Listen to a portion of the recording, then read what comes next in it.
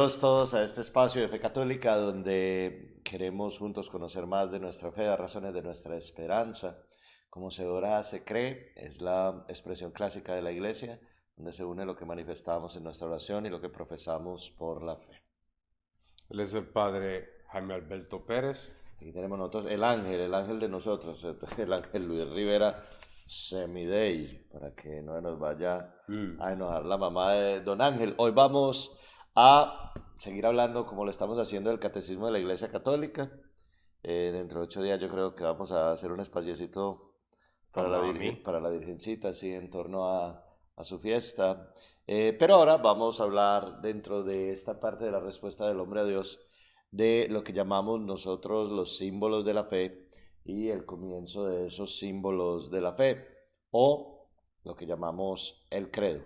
Y nosotros tenemos dos símbolos de la fe o lo que la gente llama comúnmente dos credos. Dice el libro del profeta Jeremías en el capítulo 10, Él es el que hizo la tierra con su poder, el que estableció el mundo con su sabiduría y con su inteligencia extendió los cielos. Cuando Él emite su voz hay estruendo de aguas en los cielos. Él hace subir las nubes desde los extremos de la tierra, hace los relámpagos para la lluvia y saca los vientos de sus depósitos. Palabra de Dios. Te alabamos, Señor. El Señor, creador de todo, Luis. El Dios trino que crea todo. Pero esa verdad de fe la expresamos de dos formas diferentes. No es que sean dos profesiones de fe distintas, sino que lo expresamos de dos formas diferentes. ¿Cómo se llaman esas dos formas diferentes? Um, Uno se le atribuye al tiempo de descendencia de los apóstoles, o le llamamos el credo de los apóstoles, y el otro viene de dos concilios, uno de ¿De dos qué? concilios, Chanfle. o una reunión de los padres de la iglesia, ¿no? De los obispos, y se llama el credo Niceo-Constantinopolitano. ¡Wow! ¡Qué palabra! O sea, ¿Qué? el concilio de Nicea 325 fue llamado por el emperador Constantino, ¿verdad? Y el otro concilio que viene después termina de fomentar o de cementar ¿El concilio de qué? Constantinopla y Niceno. ¿A usted por qué le gustan los nombres tan raros, parce? Bueno. Y ese ¿Eso concilio, dónde queda? básicamente, esos ¿Eso dos dónde concilios, queda? ¿dónde quedan? ¿Quién? ¿Quién? Nicea y Constantinopla. Quedan por ahí. Ah, queda Si por ahí, usted, por ahí. si usted nombra un hijo así, es para matarlo, ¿no? O sea, vamos. No Es que llamen a su hijo no le Constantinopla. pongan a su niño. Ay, el diácono dijo este nombre. ¿Cómo es que cómo se llama el nombre? Ah, vamos a poner al niño Niceno. Constantino. Vamos a poner al niño Niceno. Ustedes usan nombres muy raros. Miren, Nicea y Constantinopla eran dos ciudades que habían por allá en lo que hoy es Turquía y el Medio Oriente cerca del Líbano. Y eran unas ciudades muy activas de la fe al comienzo de la iglesia. Estamos hablando del siglo IV. Nicea fue en el año 325 y Constantinopla fue en el 380. 381. O sea, las dos son en el siglo IV y quedan por allá donde se le pierden a uno ya las vistas lejos de todo el mundo, en lo que sería pues Turquía. Es por allá en el Medio Oriente, que eran dos ciudades muy importantes en esa época. Entonces, uno de los credos, como dice Luis, es el credo de los apóstoles y el otro tiene ese nombre hermoso, lindo, bello y precioso que se dice así, agárrense que vienen curvas, Niceno Constantinopolitano. O como decimos en forma breve, el credo de Nicea. El credo La gente niceno. le dice es que el credo nuevo o el credo largo. ¿Por qué le dice así? Porque antes en la liturgia se usaba el credo de los apóstoles o el símbolo de los apóstoles, las dos cosas se pueden decir, y luego se introdujo cerca de los años 80 a finales como obligatorio en la liturgia, en la mayoría del tiempo, porque no es siempre obligatorio, el rezar o el profesar el símbolo de Nicea y Constantinopla. Entonces, bueno, tenemos dos profesiones de fe. Las dos son correctas. Claro. Las dos sirven, pero en la liturgia de la Eucaristía, especialmente los domingos, se usa normalmente el credo o el símbolo de Nicea y Constantinopla. Nicea y La cual se puede Constantinopla. usar en misas de niño, se puede utilizar la de los apóstoles porque es más corta, más fácil para ellos aprender y sí tienen los elementos bases de nuestra fe. Ujú. Y un hincapié a eso, estos símbolos nacen de la expresión del nuevo cristiano yendo a la fe o entrando a la fe. Se le pedía que hiciera esta profesión dentro de la liturgia. De hecho, nosotros cuando bautizamos un niño o bautizamos un adulto en el sábado santo, le pedimos al pueblo entero, ustedes renuncien a Satanás. Eso es parte del credo, o sea, es lo que creemos, que estamos profesando. Y es lindo poder hacer eso con la comunidad, especialmente cuando entra un niño a la fe. Renovar ese voto, renovar esa promesa de seguir a Dios, que es trino. Y cada vez que entramos en el templo, nos bendecimos con el agua bendita, renovando esa promesa bautismal. Entonces, Eso es muy complejo esto, ¿no? sí, el asunto es tan antiguo, tan original del comienzo de la iglesia, que tal vez se nos pierde un poquito también para nosotros qué tan importante es revisar nuestra fe a la luz de lo que creemos. Entonces, nosotros empezamos diciendo creo. Cuando uno dice creo, está diciendo que se adhiere, que se une a la fe de toda la iglesia, que necesita un lenguaje común, una manera común de expresarse. Esas profesiones de fe, como dijo Luis, están unidas desde el comienzo de la iglesia al bautismo, están unidas desde el comienzo de la iglesia a la expresión de la fe comunitaria, están unidas desde el comienzo de la iglesia a aquellas personas que entran a la fe y que profesan esas verdades de la fe. Los credos profesan, digamos, de forma distinta las mismas verdades de la fe, nuestra fe en el Padre, en el Hijo, en el Espíritu Santo, y que nuestra fe se da en la iglesia que tiene el bautismo, que cree en la comunión de los santos y en la vida del mundo futuro. Nuestra fe es una fe en la iglesia. Cuando nosotros decimos creo en la iglesia, no es que creemos que la iglesia sea Dios, sino que creemos en la iglesia, creemos como parte de la iglesia. No es una fe separada, no es una fe que está dividida, no es una fe que está acomodada como a mis propias necesidades o a mis deseos, es una fe que yo profeso porque me ha sido dada en mi bautismo. Entonces por eso es que, por ejemplo, en el número 189 se dice, la primera profesión de fe se hace en el bautismo. Como lo estaba diciendo Luis, el símbolo de la fe es ante todo un símbolo bautismal, puesto que el bautismo es dado en el nombre del Padre, del Hijo y del Espíritu Santo. Las verdades de fe profesadas en el bautismo son articuladas después, su referencia a las tres personas de la Santísima Trinidad. El símbolo se divide, por tanto, en tres partes. Primero se habla de la persona primera divina, en la obra admirable de la creación. A continuación, de la segunda persona divina en el misterio de la redención. Y luego la tercera persona divina, principio y fin de nuestra santificación, que son, digamos, las tres partes fundamentales de lo que profesamos en nuestro símbolo de la fe.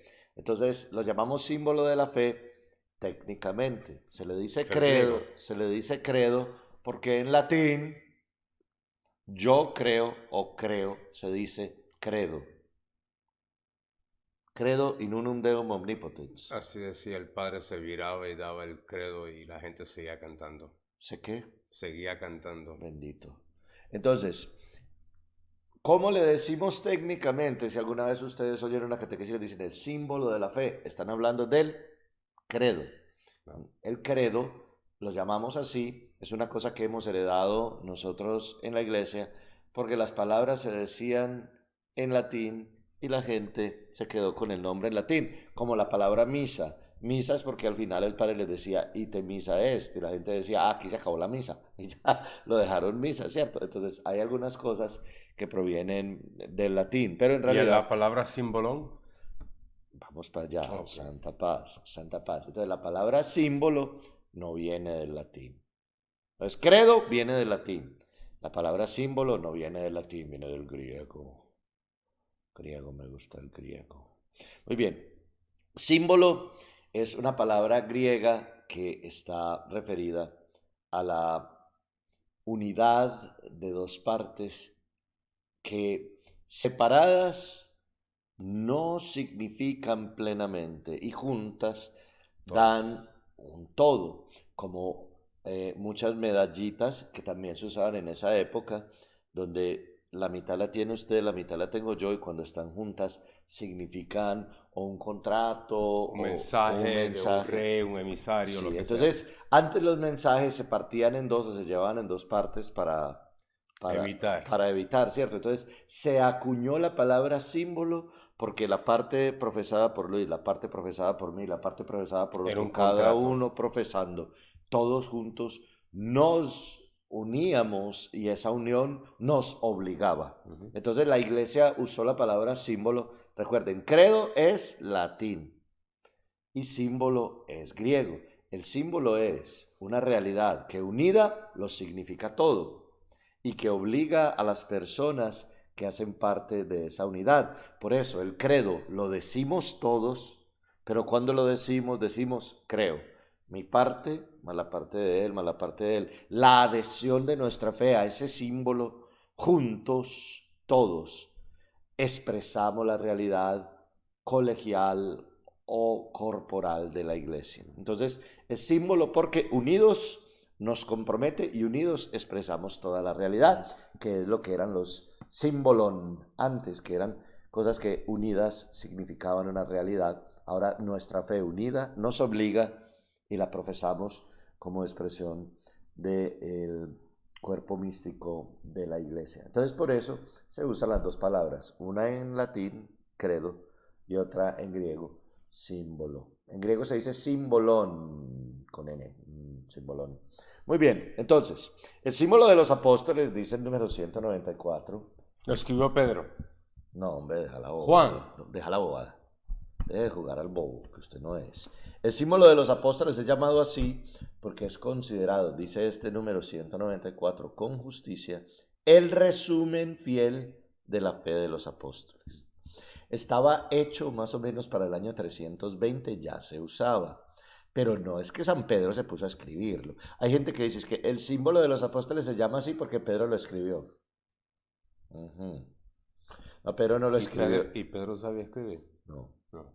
Pues yo no sé quién lo escribió, pero no fue Pedro, pues Mm, aquí entre vos y yo, que no vaya a darse cuenta toda mm. Latinoamérica.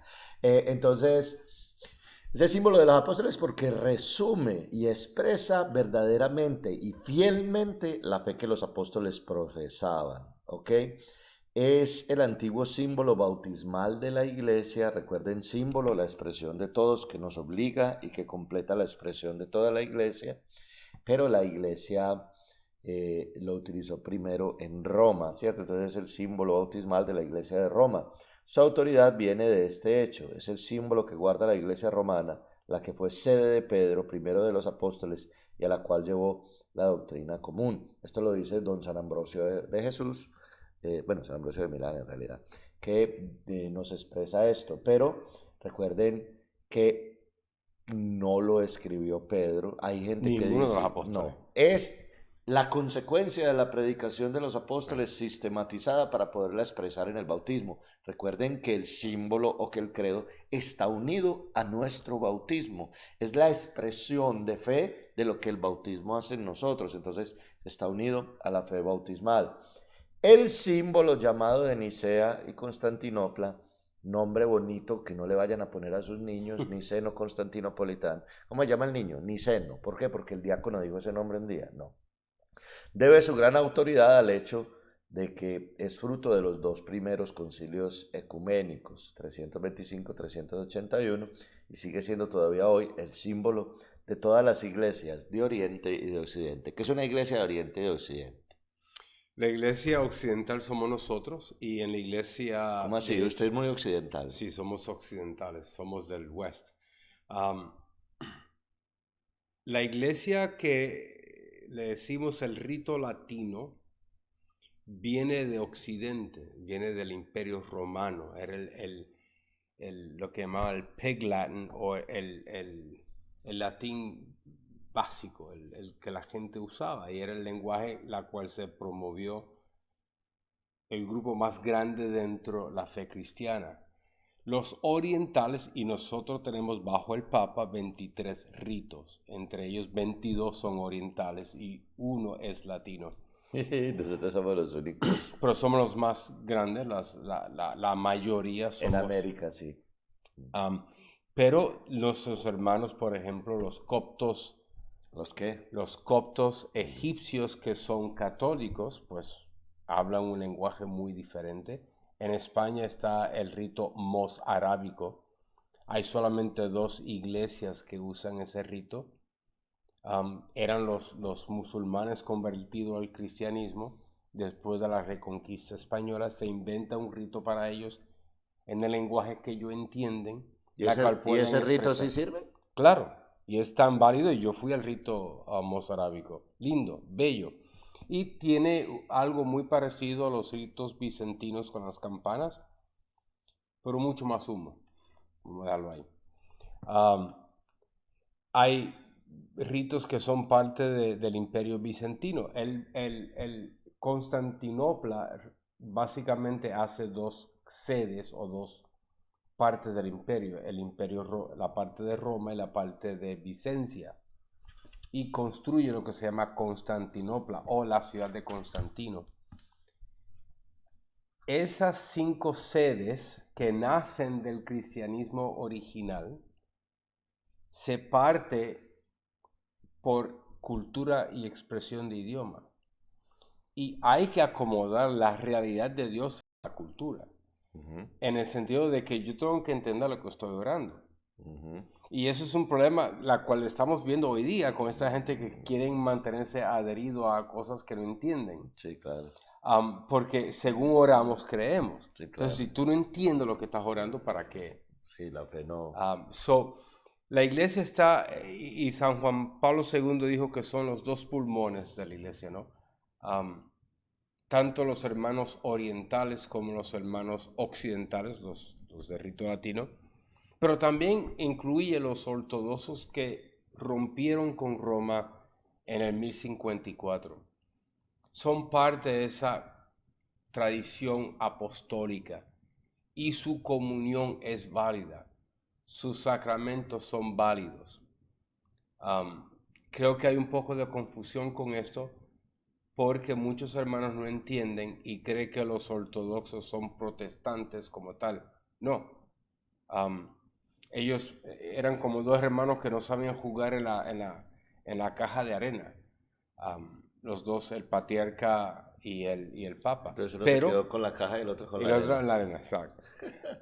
Pero es diferente a lo que pasó con Enrique VIII en Inglaterra y Martín Lutero en Alemania, que esos protestaron lo que ya estaba y quisieron hacer una iglesia propia para ellos, en inglés o en alemán o lo que sea. Y muchos de los problemas eran el poder del Papa de perdonar y el poder de los obispos de otorgar ese perdón, la cual es otra discusión teologal. Pero nosotros, nuestros hermanos ortodoxos, cuando yo trabajaba en Manhattan, en la parroquia San Pablo Apóstol, tiene un medallón en el piso hecho de mármol, con letras en griego.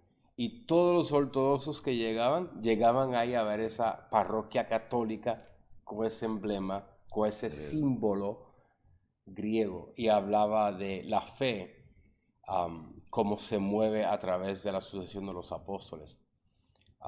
Y era bonito ver esos monjes y curas ortodoxos que venían y tenían un respeto, iban frente al Santísimo y pasaban horas.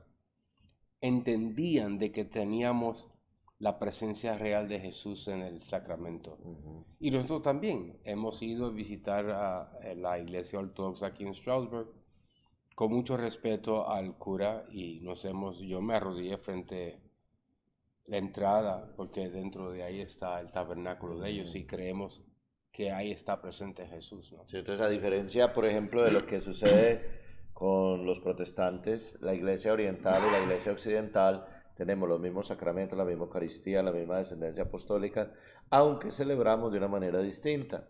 Como lo habíamos dicho ya en otras ocasiones, y Luis recuerda, en la iglesia hay muchos ritos y cada rito celebra la Eucaristía, digamos, válida y verdadera, y los sacramentos válidos y verdaderos, pero con una expresión diferente, con un lenguaje diferente, con unos signos más enriquecidos, o con una música distinta, o con platillos, o de pie, o sentados, o arrodillados. Hay otras expresiones externas, pero el sacramento de la Eucaristía y todos los otros sacramentos son totalmente válidos. Por eso nadie puede decir, ojo, agárrense de esto, que una manera de celebrar los sacramentos es mejor, más santa, más Más reverente, solemne. más solemne, más cercana a Dios que la otra. Yo no puedo decir que porque yo celebro el rito latino oficial de la iglesia, el rito mozárabe es menos que el mío. No, es otro rito.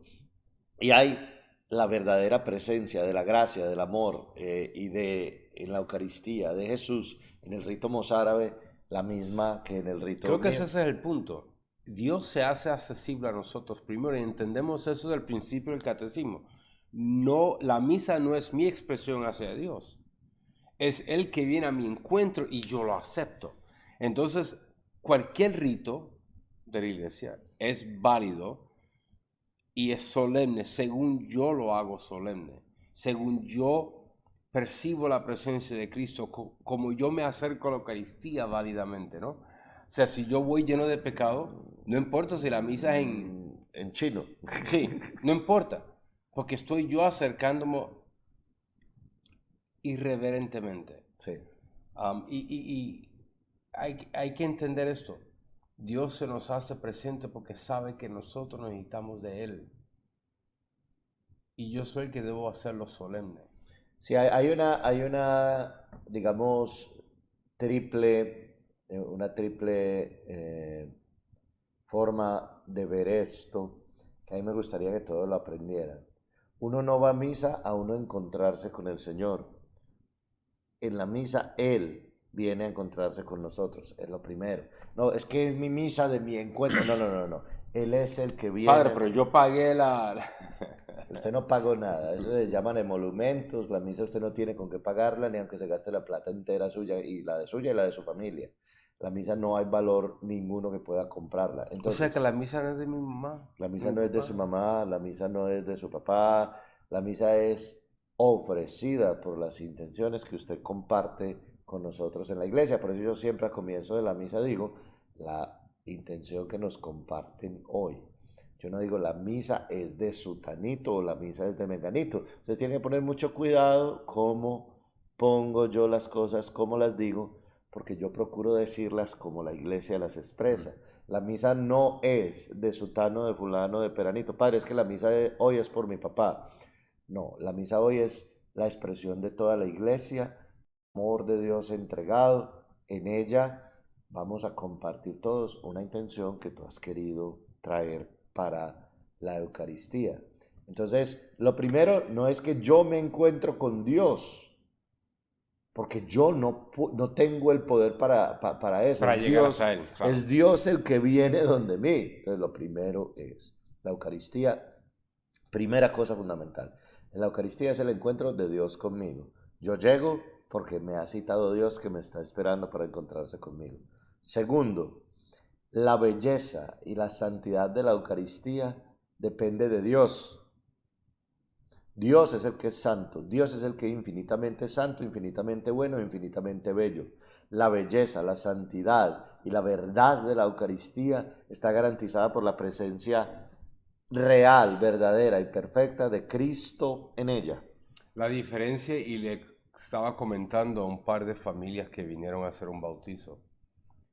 que estaban un poco preocupados en la misa porque los niños eran niños, estaban jugando y levantando. Y las mamás, "Shh, mamá". Y la misa del inglés tiende a ser un poco rígida en eso y quiere un sitio donde llevar a los niños. Y digo, no, deja que los niños griten, dejen que los niños lloren, dejen ¿Quieres que caer los en la niños... iglesia? Porque la misa también es de ellos. No podemos cerrarlos aparte. Ellos tienen que hacerse dueños de la iglesia y de la liturgia porque ellos es la iglesia de ahora. Y la realidad es que nosotros como adultos nos expresamos como adultos, pero uno querer anular la expresión de un niño como niño No, es una claro. locura. Ustedes nunca me van a ver a mí, excepto que el niño esté corriendo peligro de darse un golpe No, o pero de eso es diferente. romperse. Pero decirle que se calle a un No, niño, no. no, Deja que grite. Eso también es una expresión de lo joven que es la iglesia. sí, Cuando tenemos todas las generaciones, el abuelito, el bisabuelo, hasta el también tenemos último los niño. papás y el niño. Eso es una iglesia que vibra, que Una está iglesia que está viva. creciendo, sí. Entonces, si lo que tenemos son personas de los 70 en adelante, no es que estamos descalificándolo, pero si no entra gente joven, ¿dónde va a ser esa parroquia en 20 Sí, años? no, no, no. O sea, nunca, nunca nosotros vamos a rechazar la presencia de niños. A veces ellos se ponen como de acuerdo inconscientemente para gritar al mismo tiempo. Mucha Es paciencia, mucho amor. el coro de niños. Dice un salmo, de la boca de los niños de pecho has sacado, Señor, una alabanza para tu nombre. Entonces, cuando los niños gritan, yo le digo, Señor, lo que sea que le esté diciendo el niño a usted, que sea muy bueno. A mí no me importa, el niño tiene una forma de expresarse, de gritar, llorar, porque no tiene otra. Entonces no hay necesidad de hacer eso. Es Dios el que hace santo, el que hace bello, el que hace verdadero aquello que nosotros celebramos. Claro. Nosotros no somos los que somos los protagonistas de eso. Pero tercero, sabiendo nosotros que Dios está ahí, los que tenemos cinco sentidos y podemos decir, aquí está mi Dios, debemos disponernos, eso sí, a disfrutar, a celebrar, a participar de esa presencia amorosa y excelente de O Dios. sea que no recibí llamadas de decir, sí, te llamo ahorita porque mira que estamos en la misa ahora. Sí, sí, no. No, no, por eso yo les pido que apaguen el celular, que lo pongan en silencio y demás. ¿Por qué? Porque la disposición para poder participar, disfrutar y celebrar, participar, disfrutar y celebrar, es primero en que nada te distraiga, en que nada te saque de foco, en que puedas volcarte plenamente con todas tus potencias y capacidades en celebrar, disfrutar y participar en la Eucaristía. Entonces eso es muy, muy importante. No depende de nosotros, es Dios el que viene. La santidad, la verdad y la bondad dependen de Dios. Lo único que podemos poner nosotros es nuestra A disposición, participar, claro. ¿cierto? Nuestra disposición a participar, a disfrutar y a celebrar con todas nuestras potencias. Muy bien, ¿cómo comienza entonces este símbolo de la iglesia? Con una expresión fundamental, el comienzo y la base de todo lo que nosotros creemos, que nosotros creemos en Dios. Uno solo. Dios. Listo, entonces comienza, creo en Dios Padre Todopoderoso, Creador del cielo y de la tierra. Creo en Dios, dice el Catecismo en el 199, es la primera afirmación de la profesión de fe, es también la más fundamental. Todo el símbolo habla de Dios, es decir, todo el credo habla de Dios. Y si habla también del hombre y del mundo, lo hace en relación a Dios. Todos los artículos del credo dependen del primero. Todo el credo depende de que creemos en un solo Dios. Así como los mandamientos también son explicaciones del primer mandamiento. Los demás artículos nos hacen conocer mejor a Dios, como se reveló progresivamente a los hombres. Los fieles hacen primero profesión de creer en Dios. Hombre, muchas veces cuando estamos rezando el credo y yo no hablo fuerte, nadie sabe lo que está diciendo. Y a veces lo hago para que se den cuenta, no, esto lo tenemos que saber y lo tenemos que valorar y lo tenemos que vivir. Y lo tenemos, debiéramos, Pero yo a veces he hecho hasta preguntas en la misma homilía. Le digo yo, vamos a ver, son 10 sacramentos sencillos, ¿sí o no? Sí. ¿Cuál es el mm, séptimo? son 10 sacramentos. ¿cuál es el 10 10 mandamientos. mandamientos? ¿Cuál es el séptimo? Me dicen, porque se lo saqué fuera de orden, no dije del primero, segundo, tercero, cuarto. O sea, no nos sabemos 10 mandamientos. Vamos a saber cuántos artículos hay en el catecismo. Digo, En el credo. En el credo. Él está un poquito malo hoy. Sí, es el ácido que estamos lavando. El ácido está lavando la fachada de la iglesia. El ácido se le está comiendo el cerebro. ¿Qué celebro? Dentro de 8 días va a estar así. ¿Qué celebro? Muy bien, entonces, tenemos el símbolo de nuestra fe, lo tenemos que tener inscrito, no en la mente como una cosa mecánica, sino en nuestra vida, en nuestro corazón, muy adentro de nosotros. Entonces, con estas palabras, creo en un solo Dios, la confesión de la unidad de Dios, que tiene su raíz en la revelación divina de la antigua alianza, es inseparable de la confesión de que existe Dios. Dios existe y asimismo es fundamental para toda la existencia y toda la realidad. Él es único, no hay más que un solo Dios. Y la fe cristiana que hay un solo Dios por naturaleza, por sustancia y por esencia. Eso es básicamente que Dios es uno porque tanto el Padre, el Hijo y el Espíritu Santo son un solo Dios en su naturaleza, en su sustancia y en su esencia. ¿Qué sabemos nosotros? Que Dios se le reveló a un pueblo, porque escogió un pueblo, porque escogió una nación que hoy día la conocemos y existe y se llama Israel. Dios escogió a Israel y se fue manifestando en Israel. Formó. Sí. De la nada, sacó a un hombre de su país y fue haciendo natal todo. Y lo sacó y lo puso en otro. O sea, la fe de Abraham de confiar en ese Dios que lo saca de su área de comodidad, de su gente, de su tribu, y lo saca de ahí de un padre que hacía ídolos falsos, Sí. para llevarlo a Canaán, a una tierra lejana, Sí. y dejarse llevar. Entonces, la promesa, te voy a dar un hijo. Tierra y descendencia, sí, señor. Y ponlo ahí, sacrifícalo. Algo prefigurativo a lo que es Con Jesús. con Claro. eso es claro, pero wow, o sea, la confianza, la fe que hay que tener en ese un solo Dios. Muy bien, entonces Dios desde Abraham se va formando ese pueblo, después viene Isaac, Jacob, sus 12 hijos, la estadía en Egipto, la sacada de Egipto, llegar a la tierra prometida, instalarse ahí, bueno, tantas cosas que ¿dónde se encuentran? En la revelación del Antiguo Testamento, historias maravillosas. Ahora estamos en la clase de Biblia, en la parte donde Moisés va a hablar con el faraón. Hay un montón de historias maravillosas en la Sagrada Escritura. Si ustedes quieren leer cosas maravillosas y ver cosas maravillosas, hay ahí Olvídense las novelas. para dar y para convidar. No. ¿Las qué? Las novelas esas que ven las No, mujeres. las novelas es mejor novelas, déjelas así, hombre. Muy bien, entonces, Dios a medida que va sucediendo esa historia va manifestándose de forma progresiva. No es lo mismo lo que Dios manifestó de sí mismo a Abraham que lo que Dios manifestó de sí mismo en Jesús. No es lo mismo lo que Dios manifestó de sí mismo con Moisés que el Espíritu Santo en la iglesia. No es lo mismo lo que Dios manifestó de sí mismo con los profetas que, por ejemplo, lo que hizo Juan el Bautista. Dios fue progresando en esa revelación de sí mismo y de diversas formas fue manifestándose y fue llevando a su pueblo. Una de las cosas fundamentales de esa revelación es cuando les manifiesta su nombre y les dice quién es Él. En ese fenómeno de la zarza ardiente que Moisés vio, donde se demostró Yahweh. Sí, donde se demostró esa auténtica cercanía de Dios con su pueblo. He visto la aflicción de mi pueblo y he escuchado sus gritos. Gemidos. Entonces, cuando Moisés le dice a Dios que cuando le pregunten quién lo envió, ¿qué dice? Entonces, él dice, yo soy. Yo soy, dice así el libro del Éxodo en el capítulo 3. Moisés dijo a Dios, si voy a los hijos de Israel y les digo, el Dios de vuestros padres me ha enviado a vosotros, cuando me pregunten cuál es su nombre, ¿qué les responderé? Dijo Dios a Moisés, yo soy el que soy. Y añadió, así dirás a los hijos de Israel, yo soy, me ha enviado a vosotros. Este es mi nombre para siempre. Por él seré invocado de generación en generación. Y en ese nombre de Dios, Dios manifiesta su realidad a Moisés, su cercanía y su amor.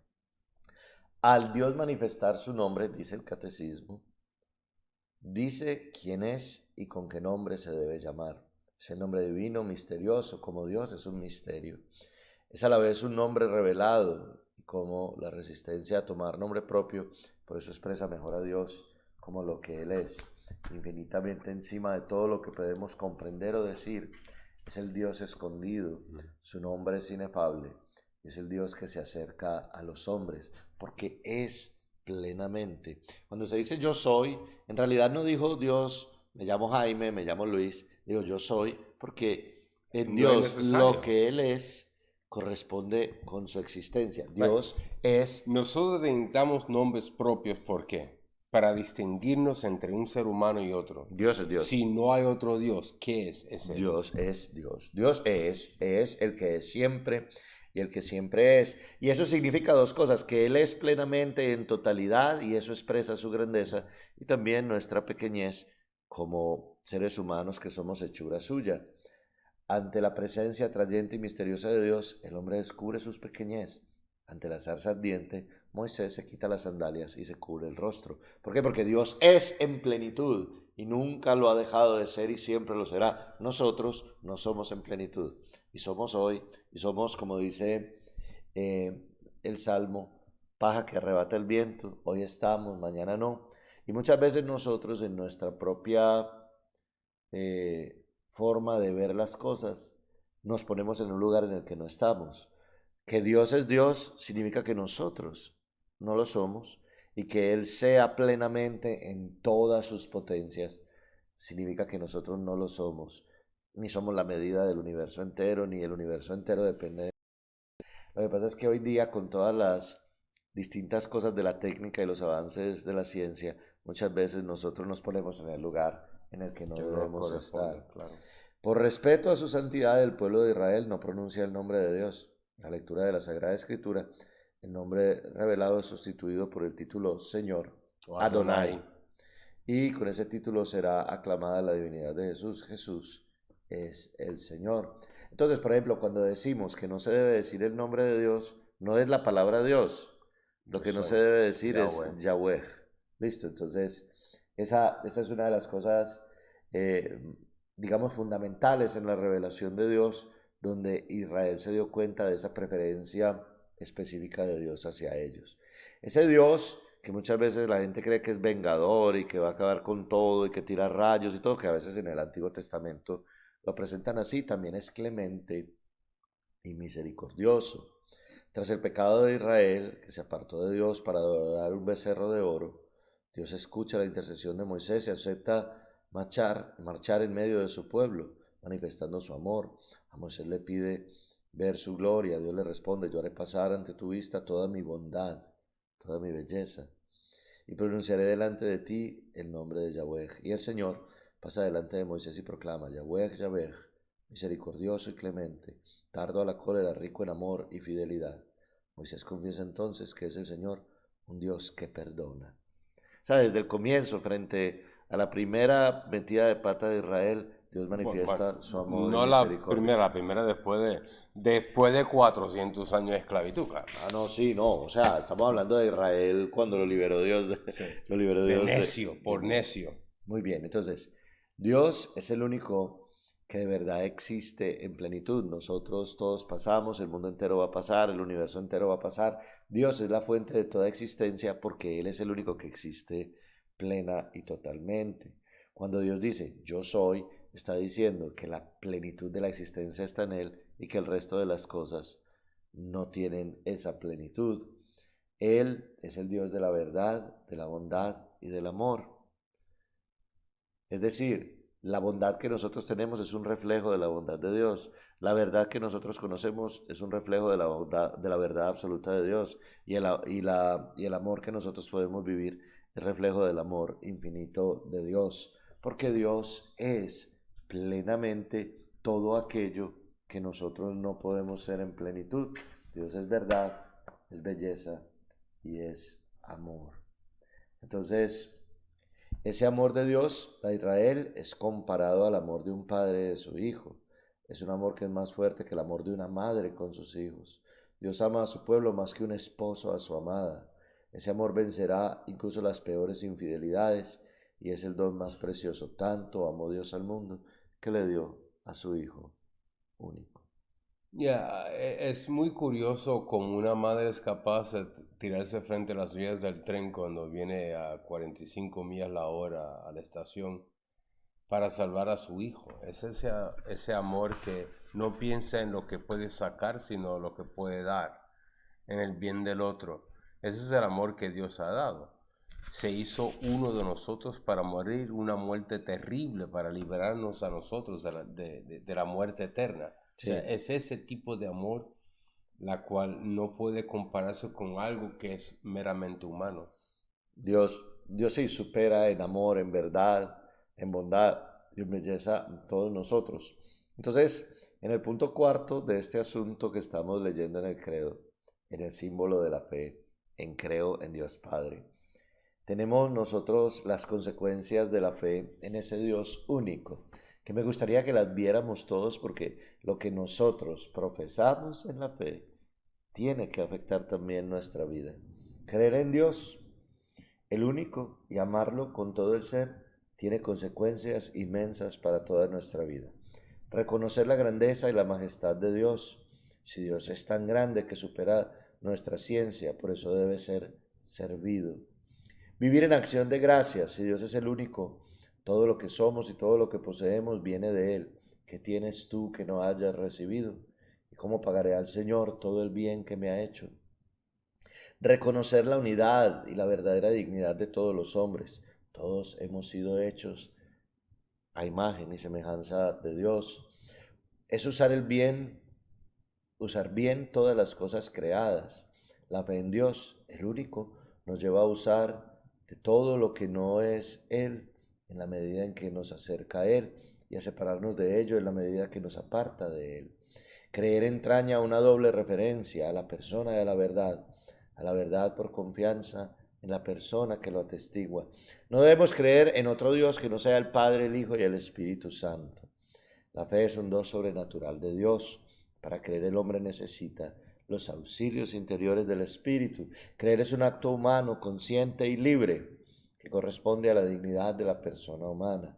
Creer es un acto eclesial, porque nuestra fe no es una fe solitaria, es la fe de la Iglesia, que precede, engendra y conduce y alimenta nuestra fe.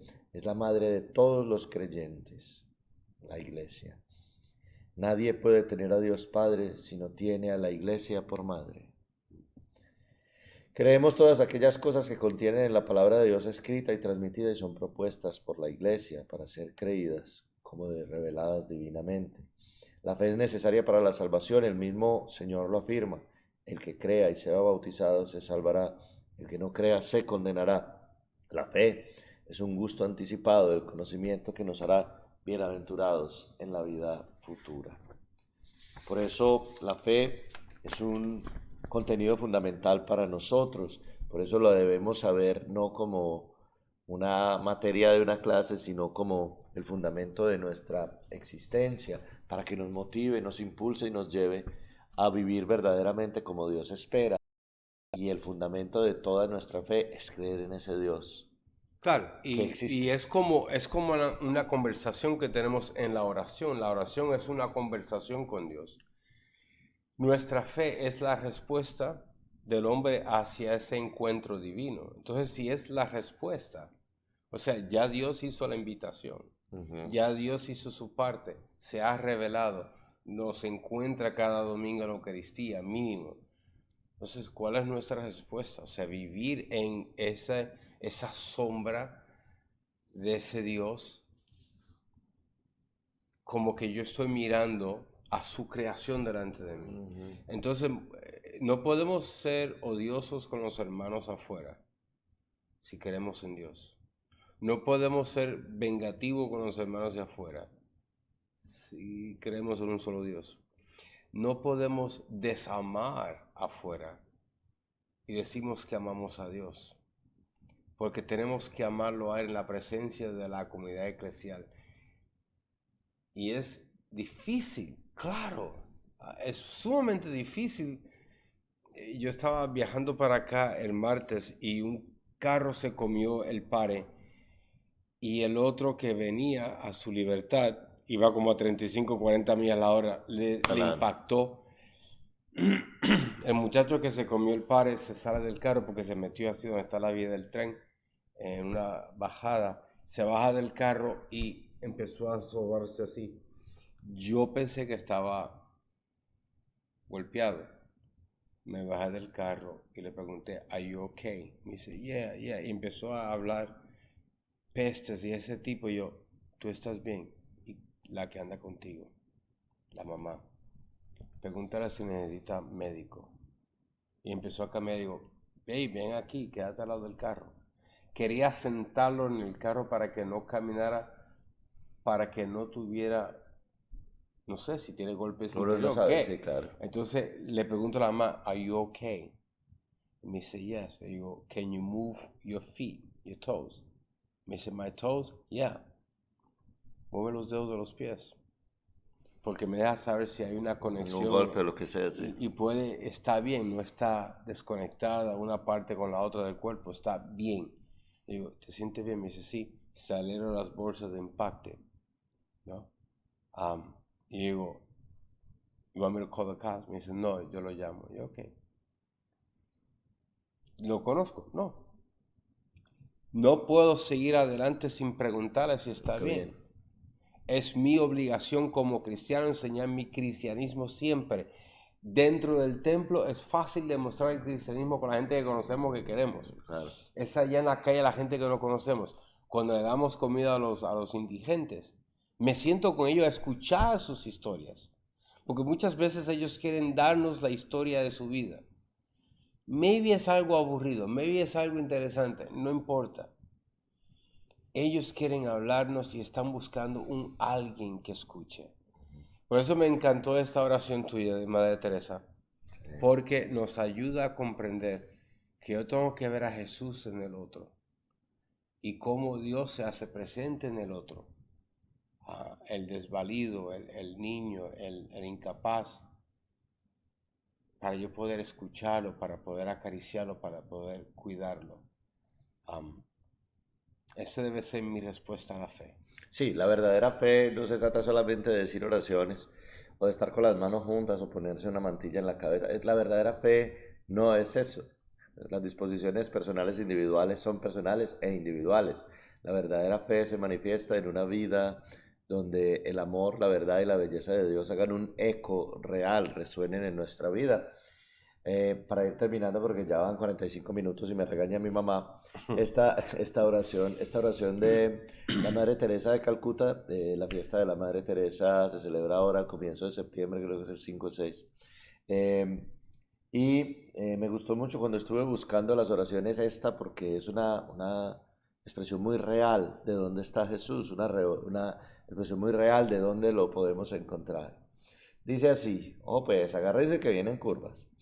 Jesús es mi vida, la palabra para ser dicha, la verdad para ser proclamada, el camino para ser recorrido, la luz para ser encendida, la vida para ser vivida, el amor para ser amado, la alegría para ser compartida, el sacrificio para ser ofrecido, la paz para que sea dada, el pan de vida para que sea mi sustento, el hambriento para ser alimentado, el sediento para ser saciado, el desnudo para ser vestido, el desamparado para ser recogido, el enfermo para ser curado, el solitario para ser amado, el indeseado para ser querido, el leproso para lavar sus heridas, el mendigo para darle una sonrisa, el alcoholizado para escucharlo, el deficiente mental para protegerlo,